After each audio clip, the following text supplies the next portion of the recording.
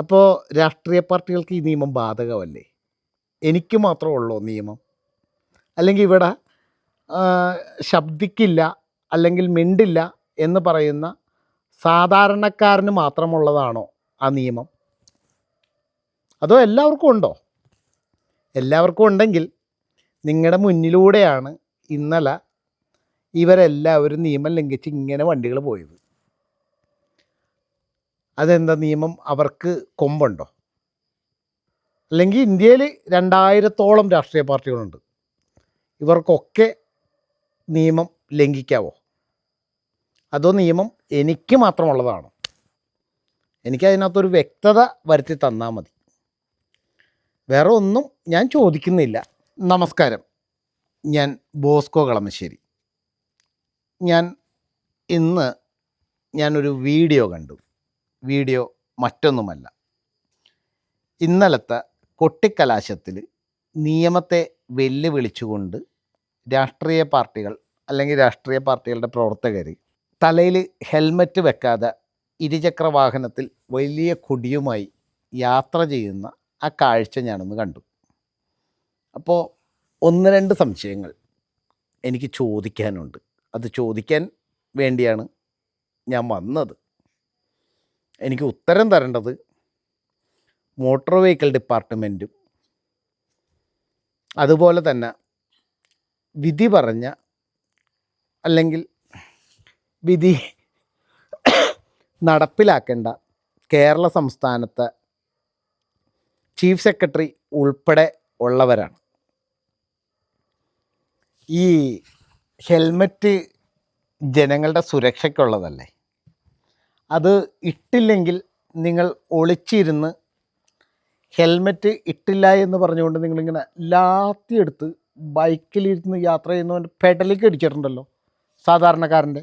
അതുപോലെ തന്നെ നിങ്ങൾ ആളുകളെ വട്ടം കയറി നിന്ന് താക്കോലൂരിക്കൊണ്ട് പോയിട്ടുണ്ടല്ലോ. MVD മാത്രമല്ല, കേരള പോലീസും ചെയ്ത കേരള പോലീസിൻ്റെ ഹിസ്റ്ററിയാണ് ഞാനീ പറഞ്ഞത്. അതുകൂടാണ്ട് നിങ്ങൾ പല പ്രവൃത്തികളും ഓടിച്ചിട്ട് ചേസ് ചെയ്ത് വരെ പിടിച്ചിട്ടുണ്ട് ഇല്ലേ? വളവിൽ വാഹന പരിശോധന പാടില്ല എന്ന് പറഞ്ഞിട്ട് ഹെൽമറ്റ് വേട്ട നടത്താൻ വേണ്ടിയിട്ട് നിങ്ങൾ വളവിൽ ഒളിച്ചു കിടന്ന് വാഹനം പിടിക്കുന്നൊക്കെ ഉണ്ട്, ഇപ്പോഴും ഉണ്ട്. അപ്പോൾ രാഷ്ട്രീയ പാർട്ടികൾക്ക് ഈ നിയമം ബാധകമല്ലേ? എനിക്ക് മാത്രമേ ഉള്ളൂ നിയമം? അല്ലെങ്കിൽ ഇവിടെ ശബ്ദിക്കില്ല, അല്ലെങ്കിൽ മിണ്ടില്ല എന്ന് പറയുന്ന സാധാരണക്കാരന് മാത്രമുള്ളതാണോ ആ നിയമം? അതോ എല്ലാവർക്കും ഉണ്ടോ? എല്ലാവർക്കും ഉണ്ടെങ്കിൽ നിങ്ങളുടെ മുന്നിലൂടെയാണ് ഇന്നലെ ഇവരെല്ലാവരും നിയമം ലംഘിച്ച് ഇങ്ങനെ വണ്ടികൾ പോയത്. അതെന്താ, നിയമം അവർക്ക് കൊമ്പുണ്ടോ? അല്ലെങ്കിൽ ഇന്ത്യയിൽ 2000-ഓളം രാഷ്ട്രീയ പാർട്ടികളുണ്ട്. ഇവർക്കൊക്കെ നിയമം ലംഘിക്കാവോ? അതോ നിയമം എനിക്ക് മാത്രമുള്ളതാണോ? എനിക്കതിനകത്തൊരു വ്യക്തത വരുത്തി തന്നാൽ മതി. വേറെ ഒന്നും ഞാൻ ചോദിക്കുന്നില്ല. രാഷ്ട്രീയ പാർട്ടികളിൽ പ്രവർത്തിക്കുന്നവർക്ക് ഹൈക്കോടതിയുടെയോ സുപ്രീം കോടതിയുടെയോ നിയമങ്ങളൊന്നും ബാധകമല്ല. നിങ്ങൾക്ക് നിയമലംഘനങ്ങൾ നടത്താം എന്നാണോ? എനിക്കറിയില്ല, അതുകൊണ്ട് ചോദിച്ചു എന്ന് മാത്രമേ ഉള്ളൂ. അതല്ല അതിൻ്റെ നിയമം എല്ലാവർക്കും ഒരുപോലെയാണ്. നിയമം അല്ലെങ്കിൽ സുപ്രീം കോടതിയുടെയോ ഹൈക്കോടതിയുടെയോ നിയമം ഉണ്ടെങ്കിൽ ആ നിയമം എക്സിക്യൂട്ടീവ് ചെയ്യുക എന്നുള്ളതാണ് ജോലി.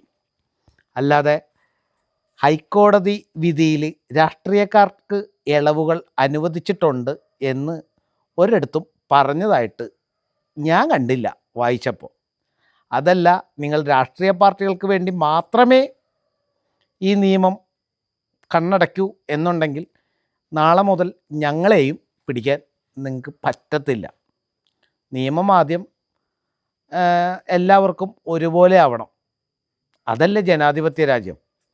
അല്ലാതെ ഇത് കിങ് ജോൺ ഭരിക്കുന്ന ഉത്തര കൊറിയയോ അല്ലെങ്കിൽ മറ്റേ കുടുംബത്തിലെ രാജഭരണമൊന്നുമല്ല. ഇത് ജനാധിപത്യ രാജ്യമാണെങ്കിൽ ഇവിടെ ജനപ്രതിനിധികൾക്കും ജനങ്ങൾക്കും ഒരേ നിയമം, എല്ലാവർക്കും ഒരുപോലെ ആവണം നിയമം.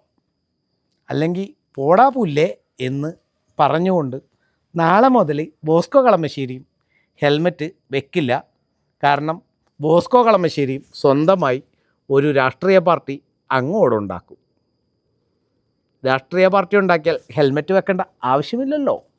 അതാണല്ലോ നിങ്ങൾ കൊട്ടിക്കലാശത്തിൻ്റെ അന്ന ദിവസം നിങ്ങൾ കാണിച്ചു തന്നത്. ഇതെല്ലാം ജനങ്ങൾ കണ്ടിട്ടുണ്ട്.